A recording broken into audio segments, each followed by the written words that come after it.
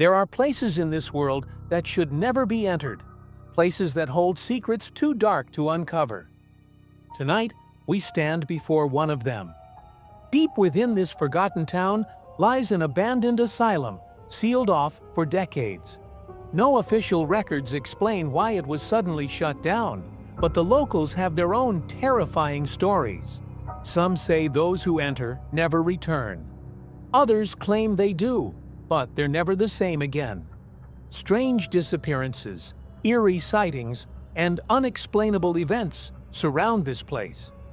The last group that ventured inside was never found, except for one.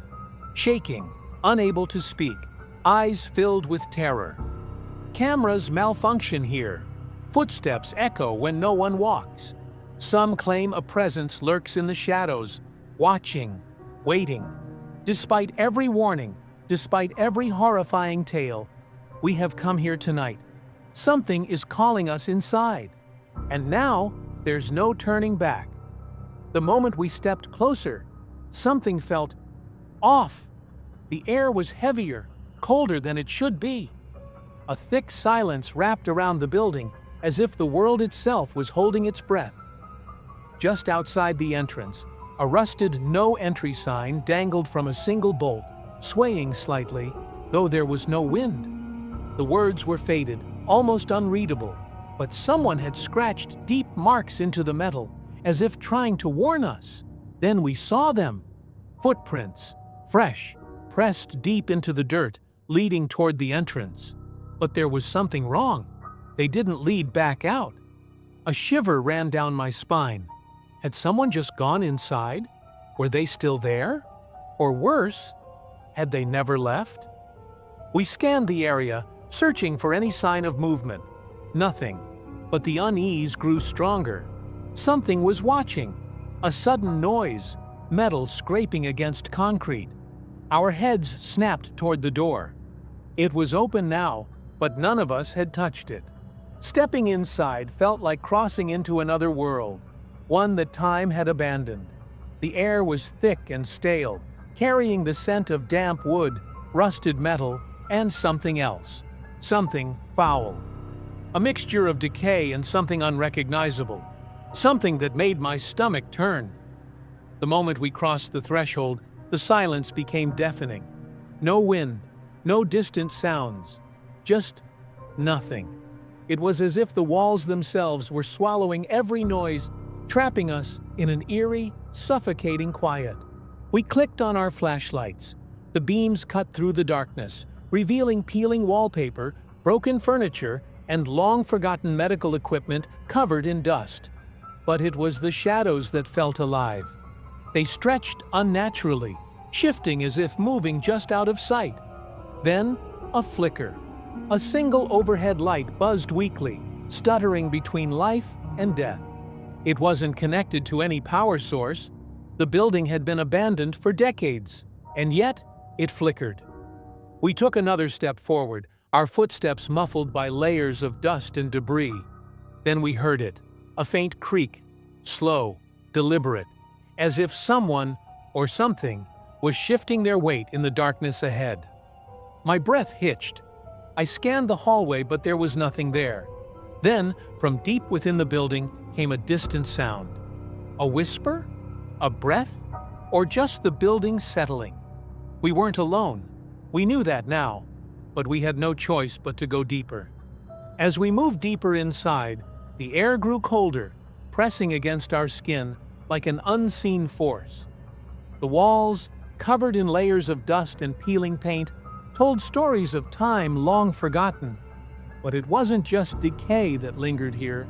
It was something else, something that didn't want to be forgotten. Our flashlights swept across the room, illuminating scattered objects that didn't belong in an abandoned place. A chair stood upright in the center of the hall, completely clean, as if someone had just been sitting there. Beside it, a dusty clipboard with patient records lay untouched, the last entry dated decades ago. But the strangest part? The ink looked fresh. Then we saw the diary, a small leather-bound book half buried under a pile of old medical files. The cover was torn, but the pages inside were intact. I flipped to the last entry. The handwriting was rushed, frantic. It comes at night. I hear it breathing. I see it watching. If you find this, don't let it know you're here. A chill ran through me. The ink was smudged, as if someone had been writing while shaking in fear. A static-filled crackle made us jump. The old radio on the desk had turned on by itself. No power, no batteries, but the dial moved as if someone was tuning it. Through the static, we heard it, a faint, broken voice whispering something we couldn't understand. Then, on the far wall, something even more disturbing: symbols, deep scratches in the paint, forming strange, overlapping patterns. Some looked like tally marks, others like warnings, and among them, a phrase stood out, etched deeper than the rest. "It sees you." The moment I read those words, the radio cut off. Silence. A creak from the hallway made us freeze. Footsteps, slow, dragging footsteps, coming closer. The silence was thick, almost suffocating. Then we heard it. At first, it was just a faint whisper, so soft that I thought it was my imagination. A breeze, a distant echo, but then it came again. This time, clearer, a voice, low, muffled, speaking from somewhere deep inside the building. We froze. The sound sent an unnatural chill crawling up my spine. No one else was supposed to be here. I turned to my friend. "Did you hear that?" He nodded, his flashlight beam shaking slightly. The whispering stopped, replaced by something far more disturbing: a child's laughter. It echoed faintly, distant yet close at the same time. A soft giggle, playful, but wrong. It sounded warped, like a recording playing at the wrong speed. The air around us felt heavier. Every instinct screamed at us to turn back, to leave, to run. But instead, we followed the sound. Step by step, we moved down the hall, each footstep crunching against the debris-covered floor. The laughter stopped. Silence again. Then, footsteps, slow, heavy, coming from the room at the end of the hallway. We reached the doorway, our breaths shallow, hearts pounding. I raised my flashlight and stepped inside. Nothing.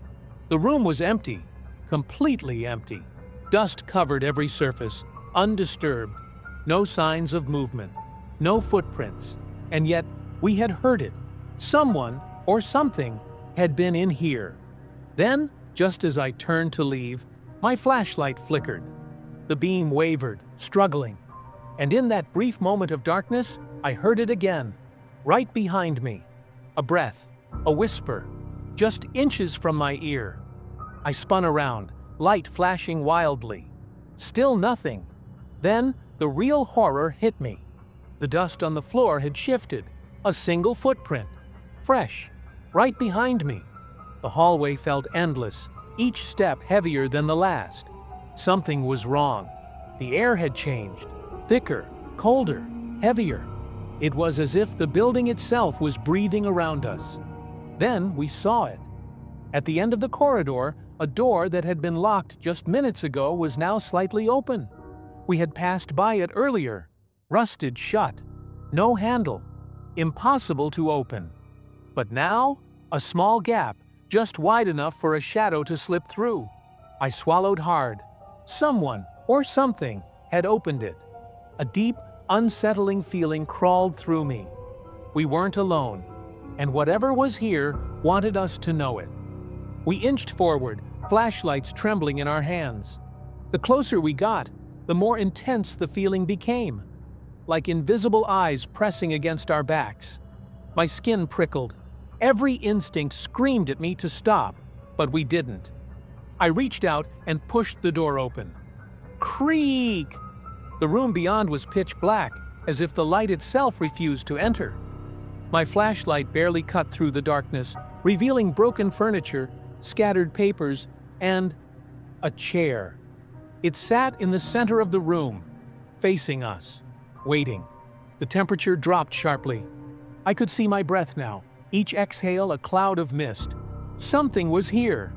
Then behind me, my friend gasped. The door! I spun around. My stomach dropped. It was closing, slowly, silently, as if an unseen hand was pushing it shut. Panic surged through me. I lunged forward, grabbing the edge before it could trap us inside. The wood was ice cold.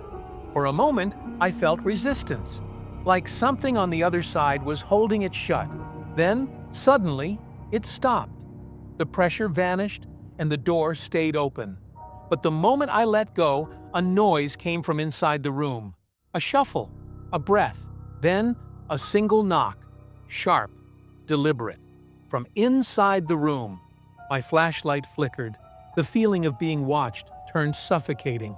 Every nerve in my body was screaming, "Run!" But before we could, the whisper returned. Software right next to my ear. "You're not supposed to be here." The door slammed shut. The hallway stretched ahead, dark and endless. The only sound was the soft crunch of our footsteps against the dust-covered floor. The air was thick, heavy, almost suffocating. Something felt wrong. Then, a noise, a faint shuffle. I froze. My heart hammered in my chest. We weren't alone. Slowly, I raised my flashlight, sweeping it across the corridor. The beam flickered, casting long, twisting shadows along the walls. That's when I saw it. A figure, tall, motionless, standing at the far end of the hallway. I barely had time to react before the flashlight flickered. Once, twice, then died. Darkness swallowed us. For a moment, there was nothing but silence. My breath caught in my throat, my pulse pounding in my ears. I squeezed the flashlight, shaking it, praying for it to come back on. Then, click. The beam returned. The figure was gone.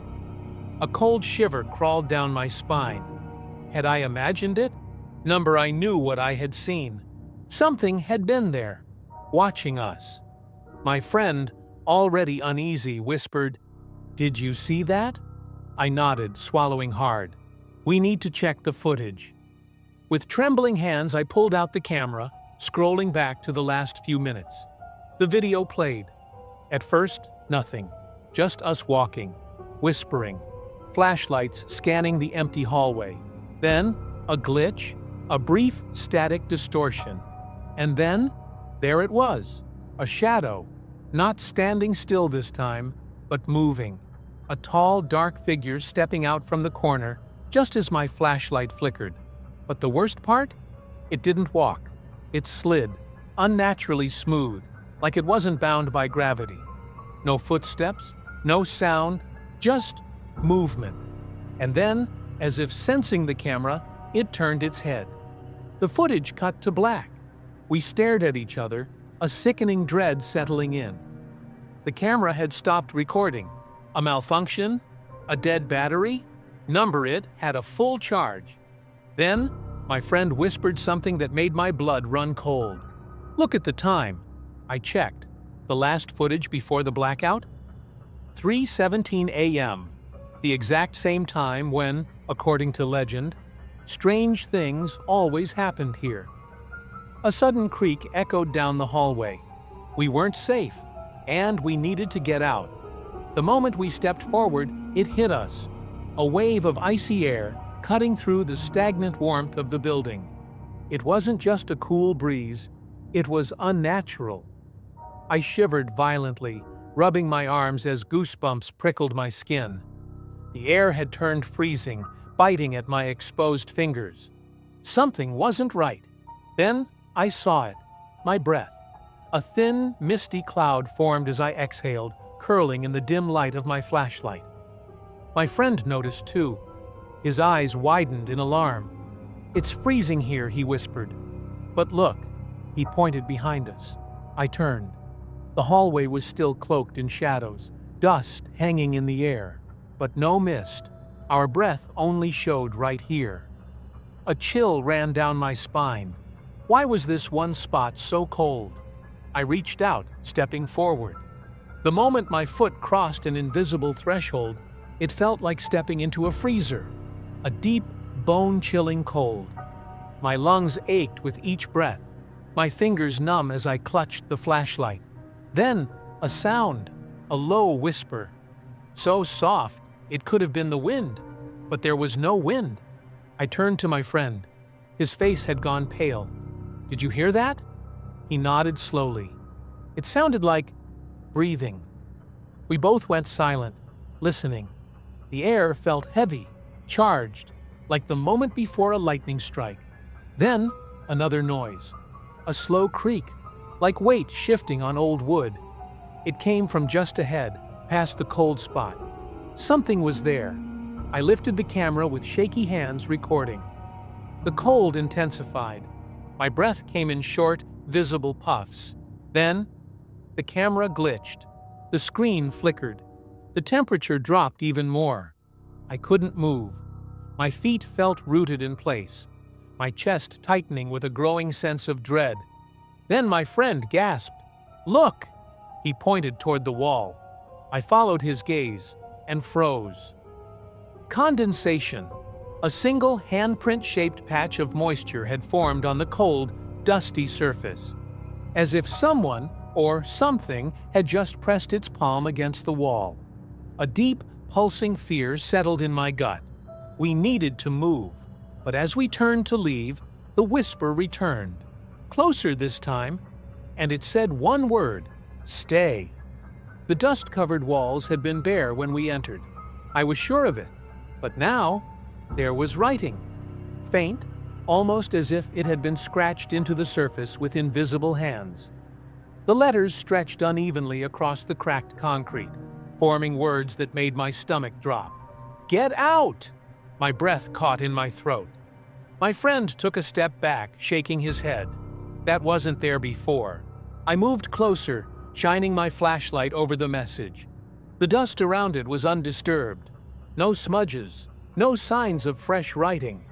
It was as if the words had been there all along, just waiting to be seen. Then, the light flickered.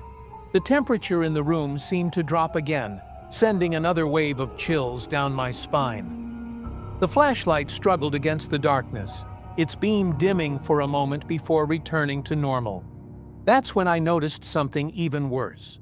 Beneath "Get Out," a second set of words was forming, right before my eyes. At first, it was just faint impressions in the dust, almost like a trick of the light.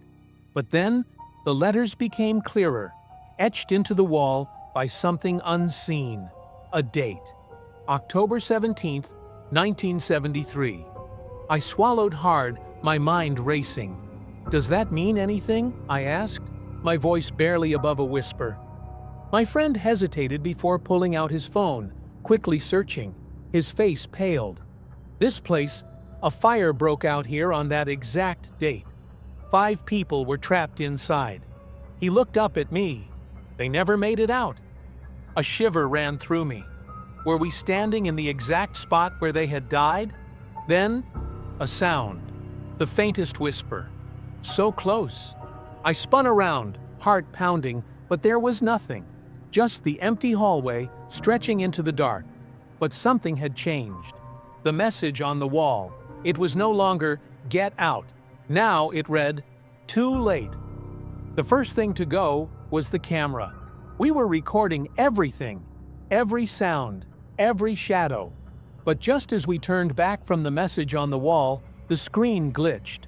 Static crackled through the audio, and the image warped, stretching and twisting like something was interfering. Then, black. The camera shut off completely. "Did the battery die?" I asked, my voice uneasy. My friend shook his head, fumbling with the buttons. "It was fully charged when we got here." A deep silence settled between us. I pulled out my phone to check the time, but the screen wouldn't turn on.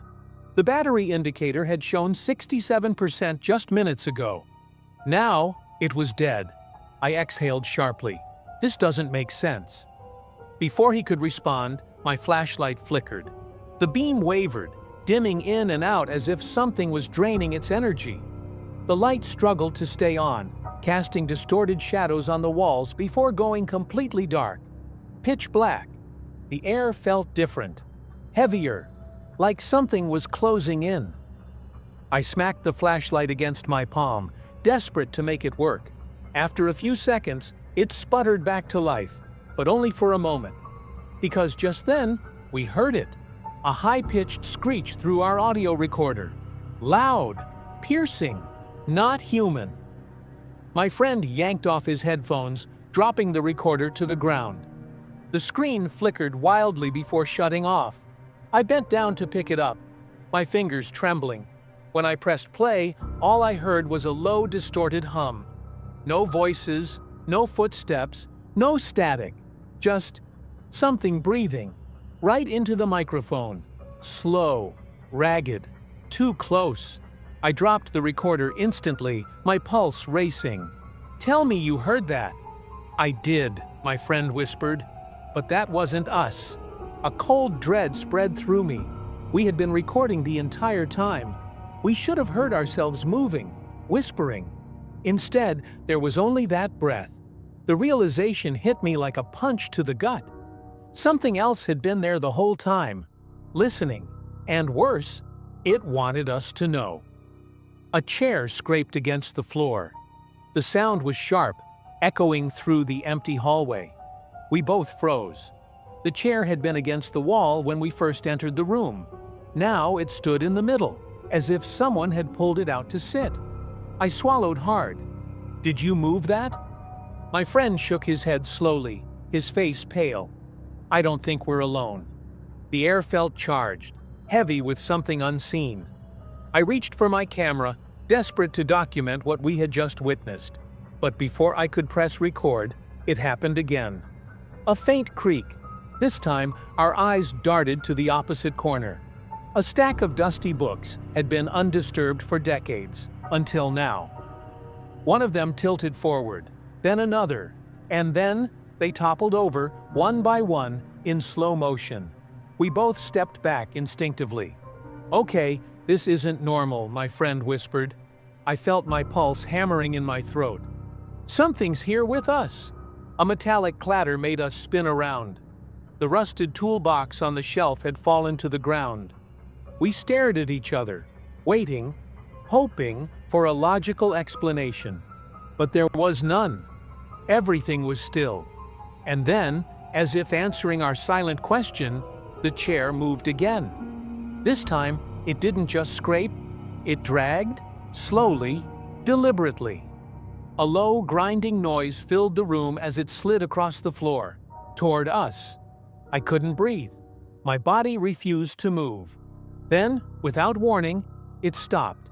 A deafening silence followed.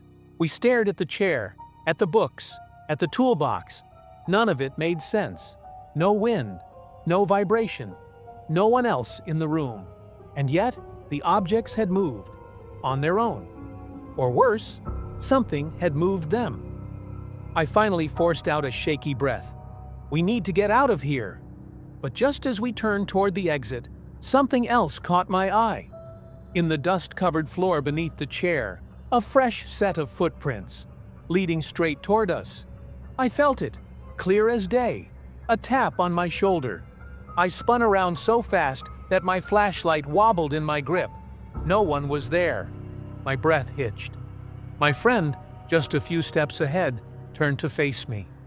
"What?" he asked, his voice barely above a whisper. I swallowed hard. Something just touched me. His face paled. He didn't ask if I was sure, because deep down, he already knew. A chill crawled up my spine. The air behind me felt heavy, as if someone stood there watching. But when I whipped my flashlight around, there was nothing but empty space. Then, we heard it. Footsteps, slow, deliberate, circling us. The wooden floor creaked, the sound moving. Not toward us, but around us, as if something was studying us, unseen. We pressed our backs against the wall, gripping our equipment tighter. "Do you hear that?" I whispered. My friend gave a stiff nod. His flashlight darted from one dark corner to another. "It's not just behind us," he muttered. "It's everywhere." I held my breath, trying to listen past the hammering in my chest. The footsteps didn't stop. They shifted, changed direction, now moving toward the doorway. Then, they stopped. Silence. We exchanged a wary glance, neither of us daring to move. Then, the door creaked. Slowly, it swung open, just enough to reveal the pitch-black hallway beyond. We stood frozen. The air was ice cold. The feeling of being watched was overwhelming now, pressing down on us from all sides. And then, the footsteps started again. This time, they weren't circling. They were rushing toward us. Fast, loud, impossible. I grabbed my friend's arm. Run! We bolted through the doorway, our breath ragged, adrenaline surging. The hallway stretched ahead, but the darkness felt endless, like something could reach out from the shadows at any moment. Behind us, the footsteps kept coming. I didn't dare look back. I didn't want to see what was chasing us. But just as we rounded the corner, they stopped. I risked a glance. Empty. The hallway was still, silent, as if nothing had ever been there. But we knew the truth. Something was, something still was, and it had let us go. For now. Did you hear that? I stopped mid-step, my breath catching in my throat. The others froze, turning their flashlights in different directions. Silence. For a moment I thought I had imagined it, but then a whisper, software low, right behind me. Javed. My blood ran cold. My name. It had called my name. I spun around so fast my flashlight nearly slipped from my grip. Nothing. The hallway stretched into darkness, empty and lifeless. Who said that? I whispered, barely finding my voice. No one answered. My friends stared at me, confusion and fear in their eyes. I swear I heard it, I insisted. Someone said my name. We stood still, ears straining, waiting for the voice to return. But all we could hear was the distant dripping of water, the occasional creak of the old building settling. Then, Javed. This time, it was clearer, closer. I whipped my flashlight toward the sound, heart hammering in my chest. Still nothing. Just the same decayed walls, the same abandoned hall. The others heard it too. I could see it in their faces. One of them shook his head. Let's go. Now I nodded, swallowing the lump in my throat. But as we turned to leave, wait. A new voice. A whisper, but not like before. This one was different, urgent, desperate, and worse. It didn't belong to any of us. I felt my skin crawl. I glanced back, flashlight trembling in my grip. Still nothing. But deep in my gut, I knew we were no longer alone. Something was here. Something watching. Something waiting. And it knew my name. We had to get out. Now the whispers, the moving objects, the unbearable feeling of being watched. It was too much. We weren't supposed to be here.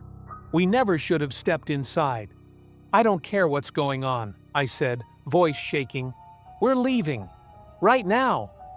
No one argued. Everyone's face was pale, drenched in sweat. The air had grown impossibly heavy, pressing down on us like a weight. Every instinct screamed at us to run. We turned for the exit, moving quickly down the hallway. Our footsteps echoed unnaturally, almost as if they weren't our own. The closer we got to the door, the more I felt something wrong. I reached the handle first, gripping it tightly. It wouldn't budge. What? My voice caught in my throat. I yanked harder. Nothing. Another one of us tried, then another. We twisted, shoved, pushed with all our strength. The door wouldn't move. It's locked, someone gasped. That's impossible, I whispered. We didn't lock it. A deep chill settled into my bones. My heart pounded so hard I could hear it in my ears. Then, bang! A deafening thud from the other side of the door, like something heavy had just slammed against it. We all stumbled back, eyes wide with terror. Bang! Again, louder this time. Who's there? One of us shouted. No answer, just the suffocating silence of the abandoned building. We turned, searching for another way out. A window, another door, anything.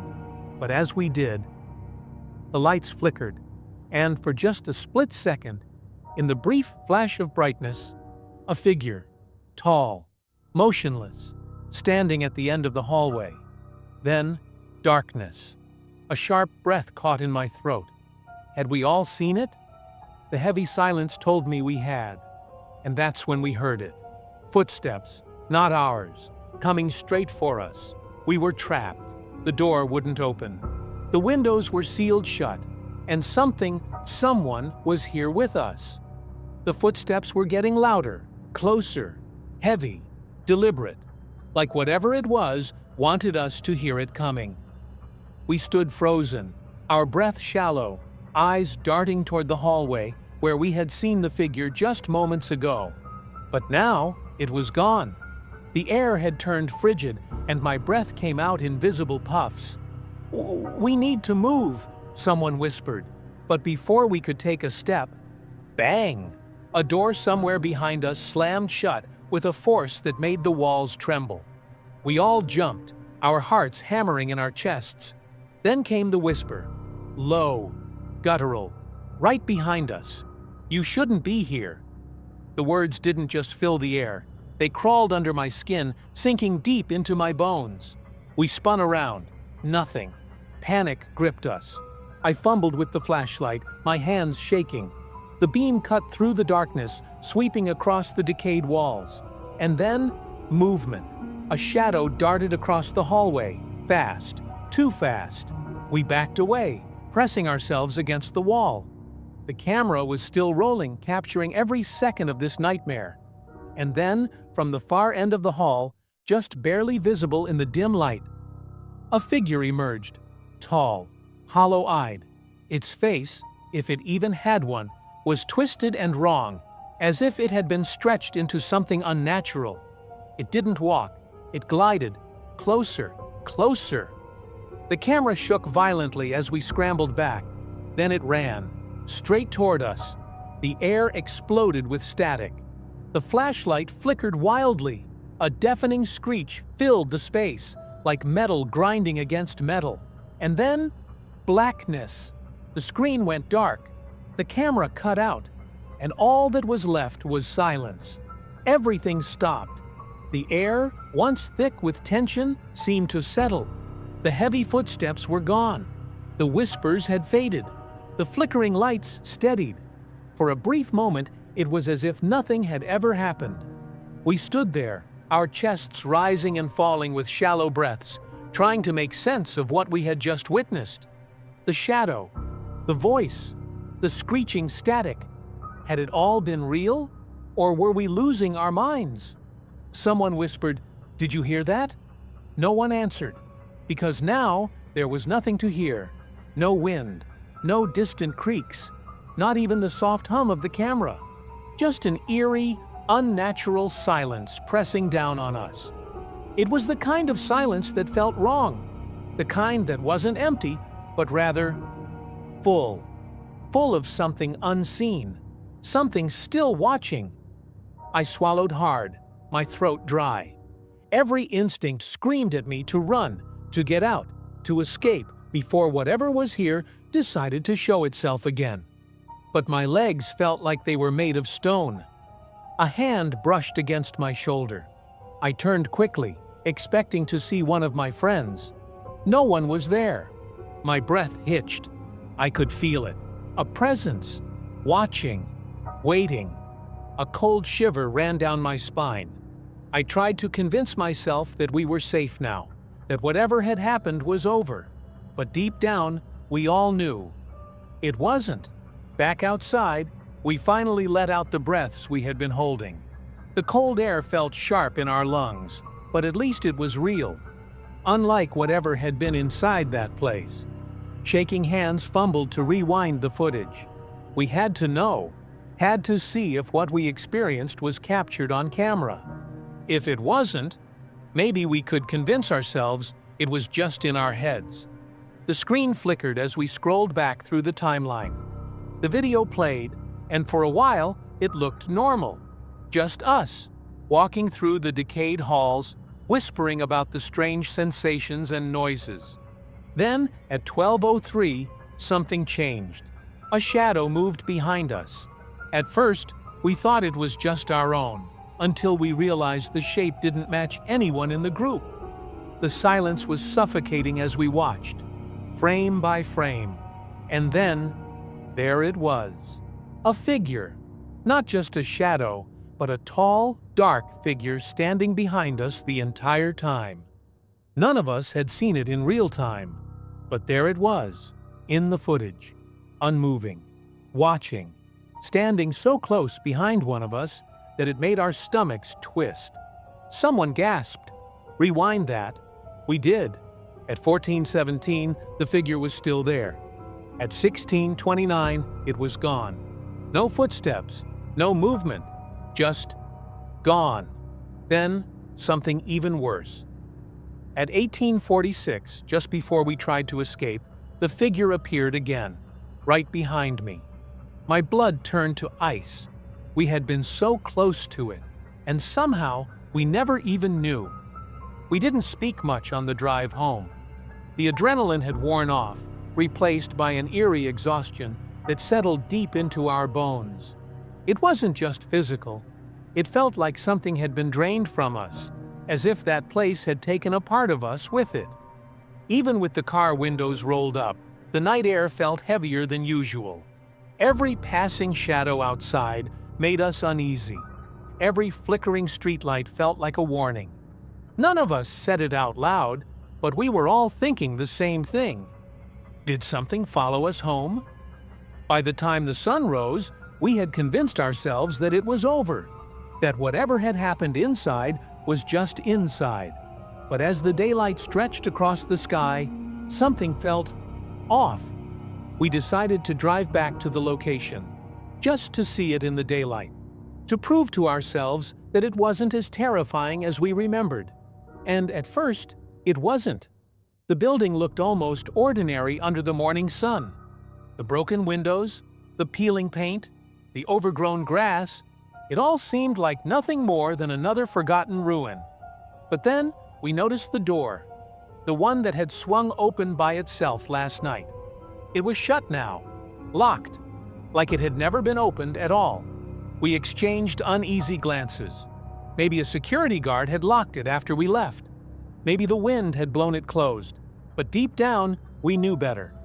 As we turned to leave, one of us glanced back, and that's when we saw it. A figure, standing in the window, watching. It was still there. Even after leaving, the events of that night refused to leave us. The questions circled in our minds, each one more unsettling than the last. Who or what was inside that place? We scoured the internet, looking for any reports of strange occurrences at the location. It didn't take long to find stories eerily similar to ours. Accounts of whispers in the dark, doors opening on their own, and shadowy figures lurking in the corners. Some even mentioned disappearances. A post from years ago caught our attention. Someone had written about visiting the same place, describing the exact same events. The cold spots, the whispers, the feeling of being watched. But there was one chilling detail we hadn't read anywhere else. No one ever really leaves. It follows you. Had we brought something back with us? Over the next few days, strange things began happening. Objects in our homes weren't where we left them. Shadows moved in places where there shouldn't have been any. A few of us even heard faint whispers in the night, the same voice that had called our names inside that building. We tried to rationalize it, telling ourselves it was paranoia, that our minds were playing tricks on us. But deep down, we all felt it. This wasn't over.